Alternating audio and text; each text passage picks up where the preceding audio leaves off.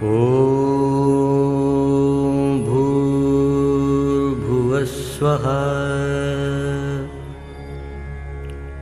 तत्सवितुर्वरेण्यं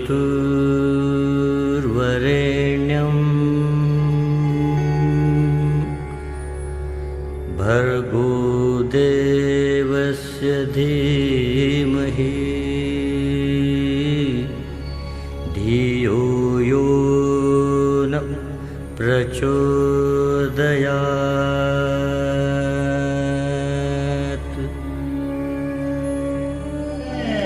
आपका स्वागत है श्रीमान, आपका स्वागत है श्रीमान, आपका स्वागत है श्रीमान। अभिनंदन हम करें आपका, करें उसे स्वीकार।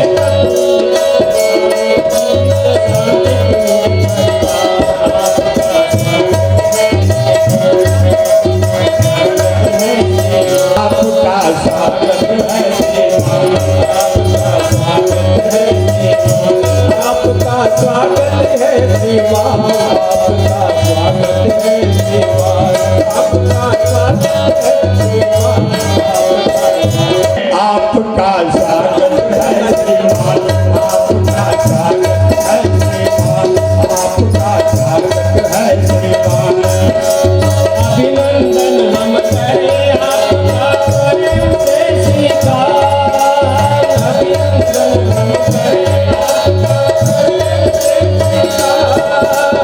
है श्रीमान प्रफुल्लित कितना शांति कुंज परिवार।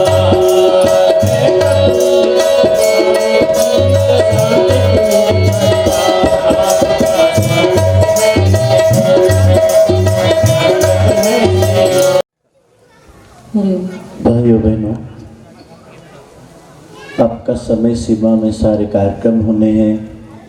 यदि किसी का मोबाइल चल रहा हो उसे बंद कर दे।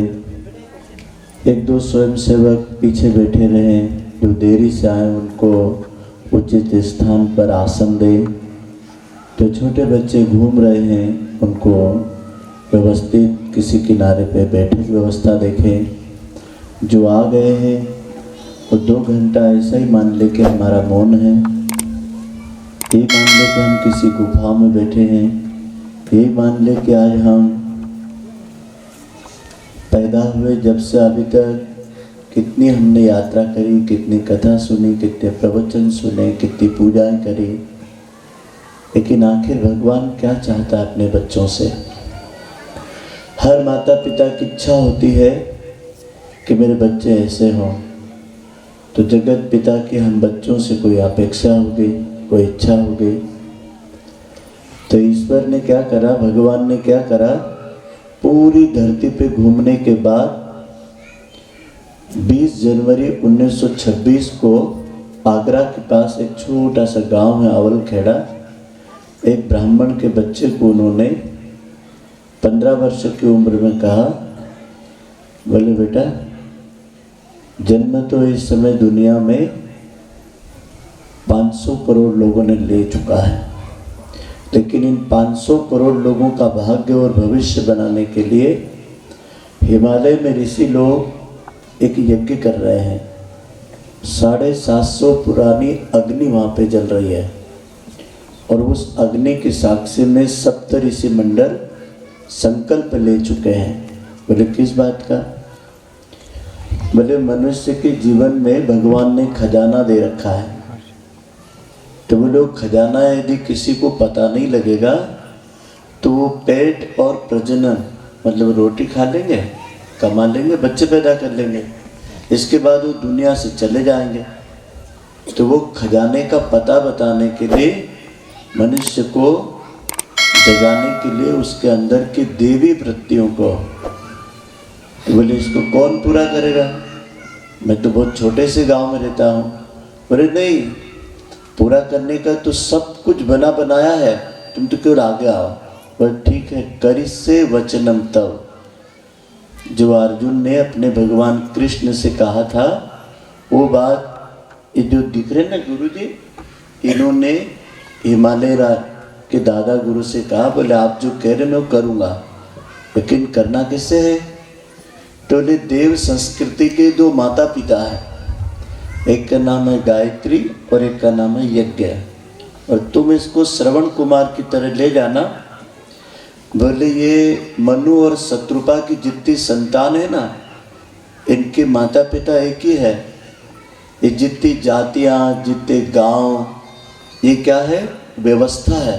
हम ये नहीं है, न तो इसमें कोई स्त्री बैठी हुई है, न कोई पुरुष बैठा है, न कोई राठौड़ है, न कोई पाटीदार है, न कोई अग्रवाल है, न कोई पटेल है, न कोई कुलमे है, न कोई आदिवासी है। ये बात शायद आपको अच्छी भी लगेगी, बुरी भी लगेगी कि आप ये क्या बात कर रहे हैं। यहाँ तो 12,500 जातियों में समाज बटा हुआ है। ये व्यवस्था के लिए बांटा गया है, क्योंकि यदि हम इसको समाज को गांव में, शहर में, तहसील में, ब्लॉक में नहीं बांटेंगे तो फिर सरकार का सिस्टम कैसा चलेगा। और समाज की इतनी बड़ी आबादी को जातियों में नहीं बांटेंगे तो फिर लगन कैसे होंगे, सुख दुख में आना जाना कैसे होगा। उसके लिए तो फिर एक व्यवस्था बनाई समाज के हमारे अग्रजों ने कि साहब अपन लोग ऐसे ऐसे कर लेते हैं तो अपने अपने में रिश्ते नाते भी हो जाए, अपने एक दूसरे के सुख दुख में जाना आना हो जाए। बात ठीक है, लेकिन बात यहाँ तक तो अच्छी लगती है, लेकिन कभी मैं ये मान लूँ कि मैं तो पाटीदारी हूँ, मैं अग्रवाली हूँ, मैं खंडेलवाल हूँ, मैं कुलमी हूँ, मैं हरिजन हूँ, मैं आदिवासी हूँ, तो फिर अपने अंदर जो है ना खजाना, उसके बारे में हम जानने में कहीं न कहीं दीवारें खड़ी कर लेंगे।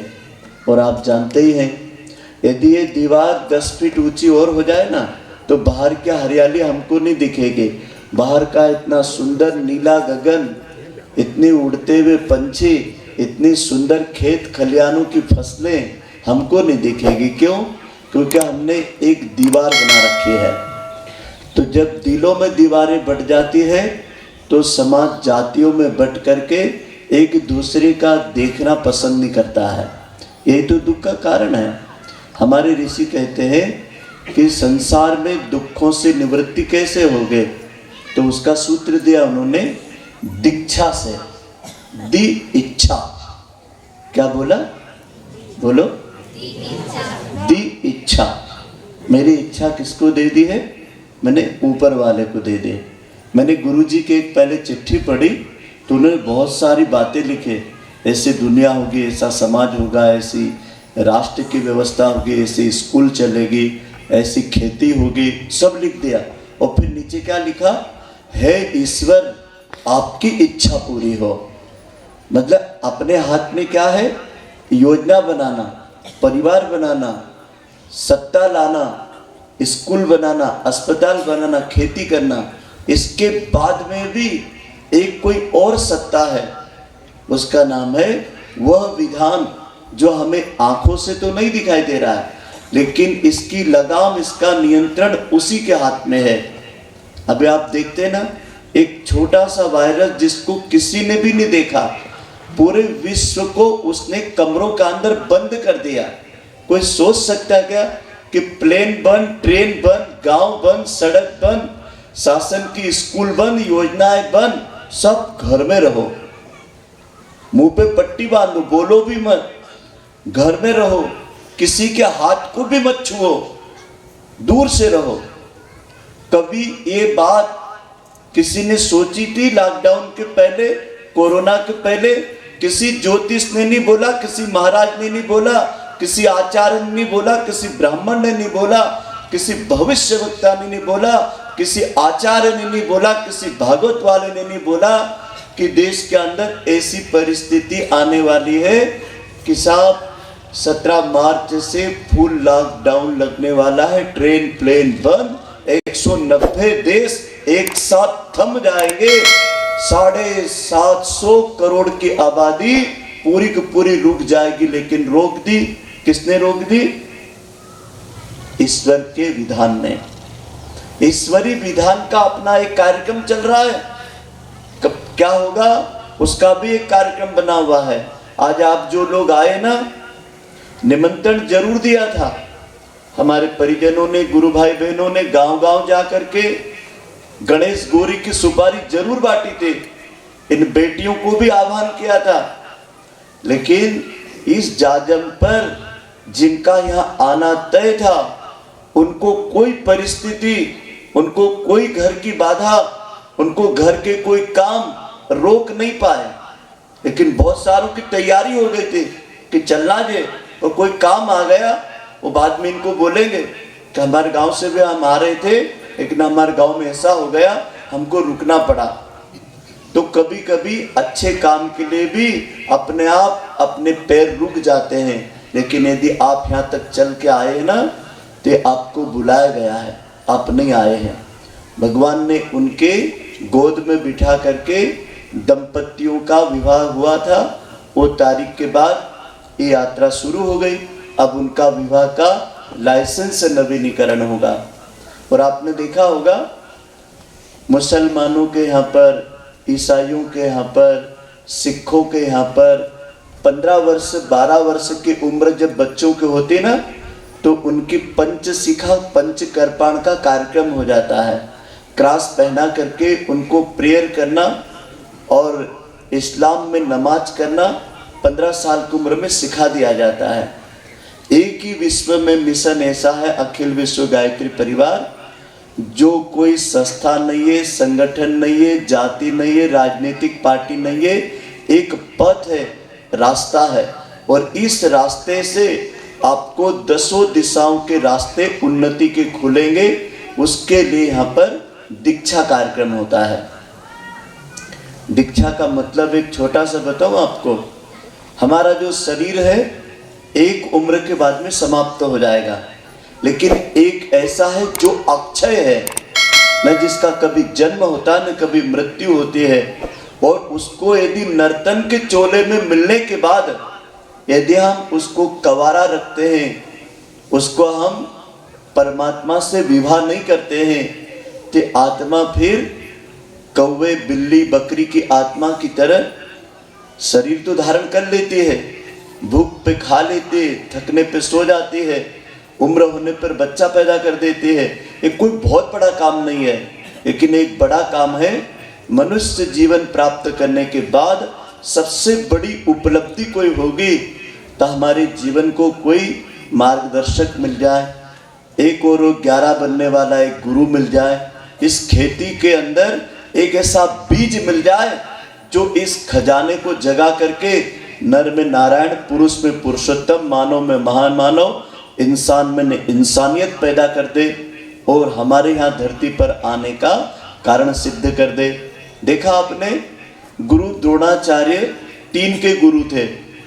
एकलव्य के जिसके पास आत्मसमर्पण था, दुर्योधन दुशासन जिनके पास संपत्ति थे, जिनके पास केवल गुरु करने का एक शिक्षक की तरह कि हमें कुछ विद्या सीखनी है, कुछ कला सीखनी है।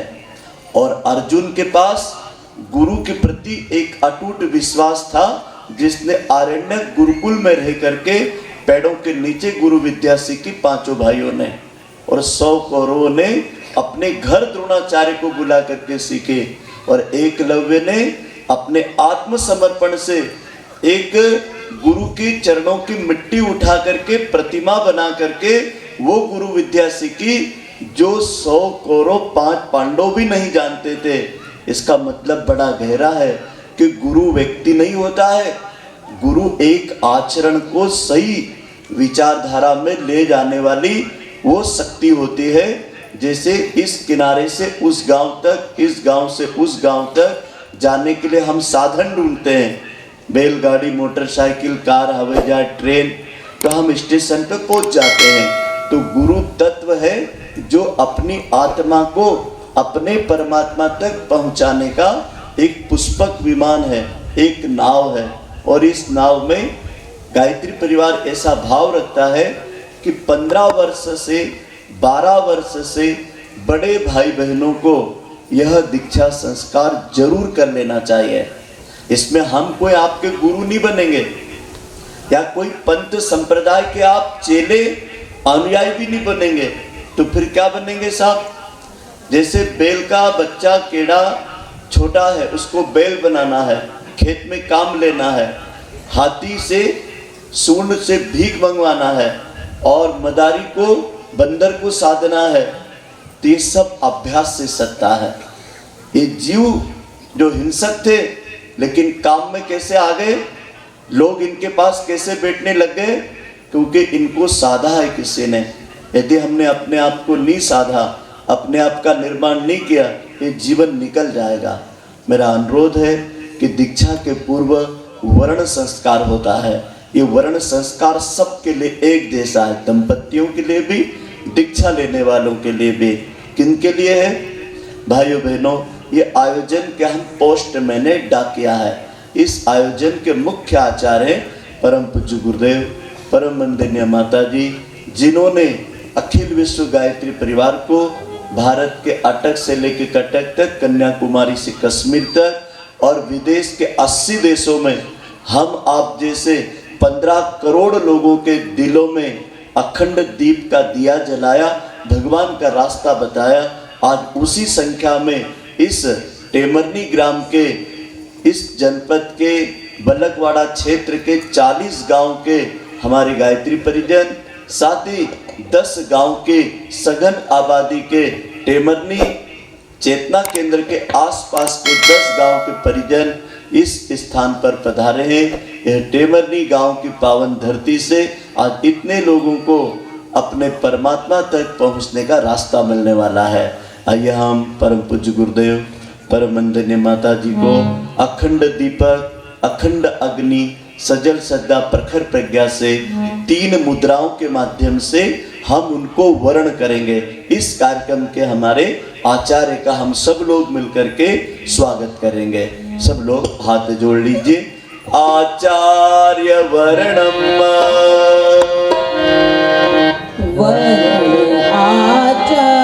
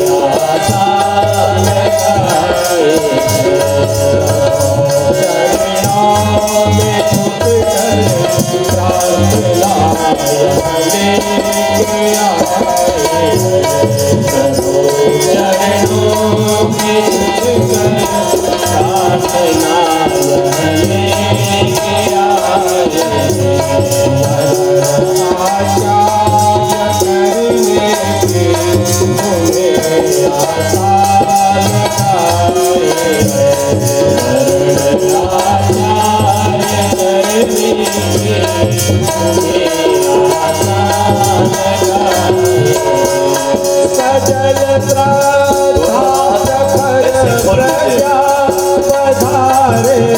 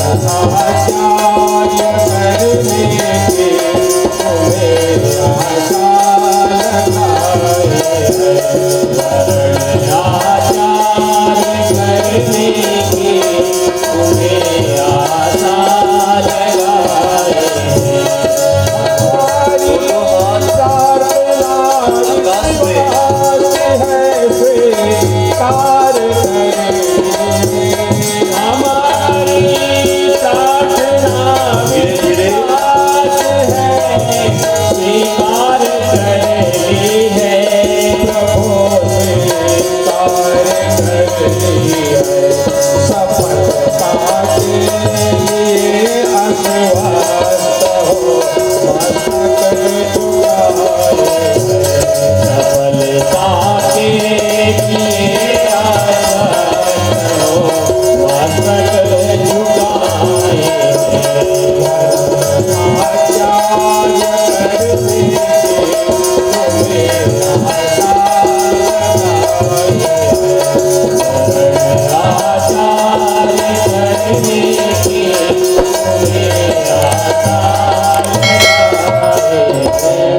दोनों हाथ ऐसे बांध लीजिए सभी भाई बहन। शक्ति का प्रवाह, पंच देवताओं का रक्षा कवच यहाँ से बोला जाएगा।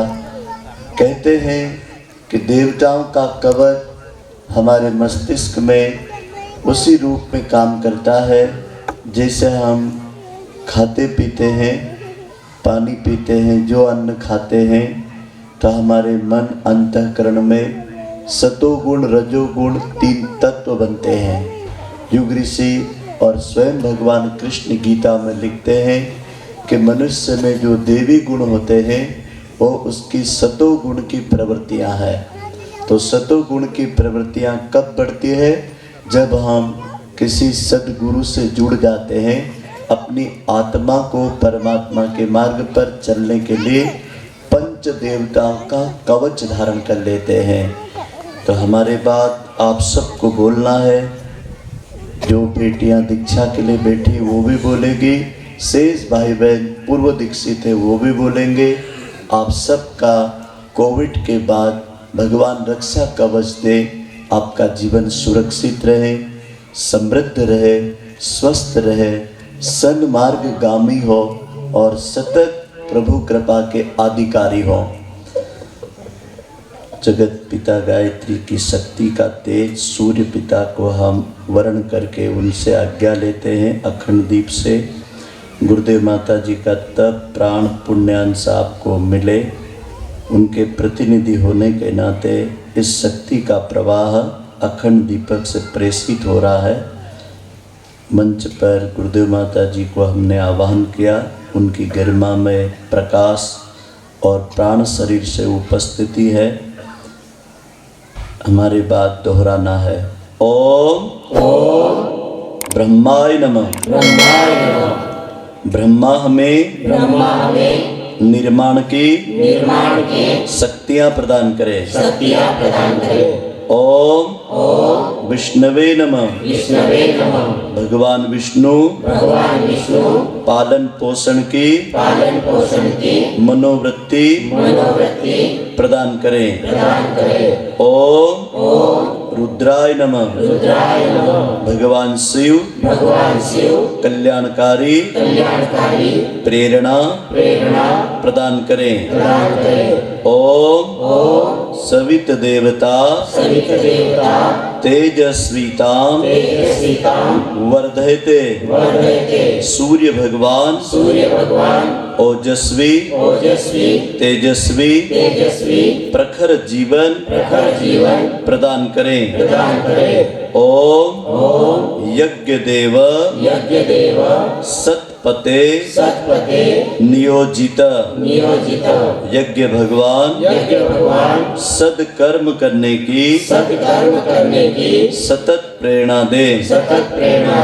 ओम आत्म ज्योति परम ज्योति गुरु रूपेण व्रणे मैं आत्म शक्ति को सूर्य शक्ति को सदगुरु रूप में प्रकाश शरीर को अखंड दीपक सजल श्रद्धा प्रखर प्रज्ञा ज्ञान क्रांति की लाल मशाल को अंतरात्मा में सदगुरु रूप में वर्ण करके गुरु सत्ता का ऋषि युग्म का तप प्राण पुण्य अंश पुण्य अंश गायत्री गायत्री महाविद्या में महाविद्या में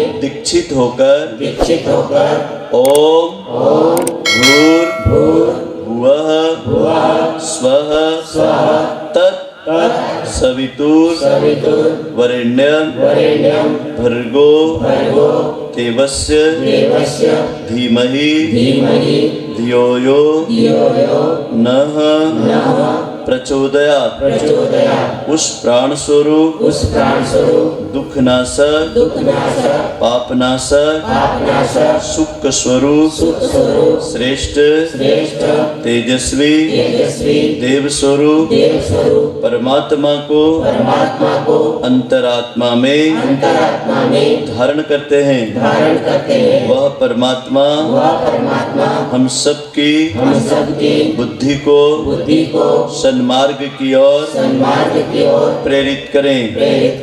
ओम व्रतानाम व्रतपते व्रतम चरिष्यामि स्वाध्याय सत्संग संयम सेवा उपासना जीवन साधना लोक आराधना आत्म कल्याण लोक कल्याण के लिए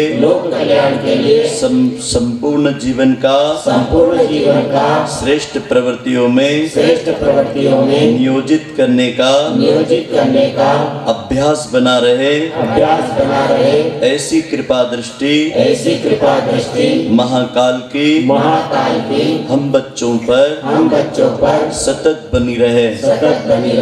नेत्र को बंद रखेंगे, जल का सिंचन होगा। 2 स्वयं सेवक बहनें तीर्थ जल यहाँ रखा हुआ है, सभी भाई बहन भावना करेंगे। उद्गाता बंधु यहाँ से भाव भरा मंत्र पाठ करेंगे। वेद माता गायत्री का वर्ण करने का हिंदी भाव बोलेंगे और जल का सिंचन होगा। आइए, जगत जननी माता गायत्री का दिव्य आशीष आप पर बरस रहा है। जगत जननी आपको अपने वंश रूप में स्वीकार करें। इस भाव को पद में सुने। ओम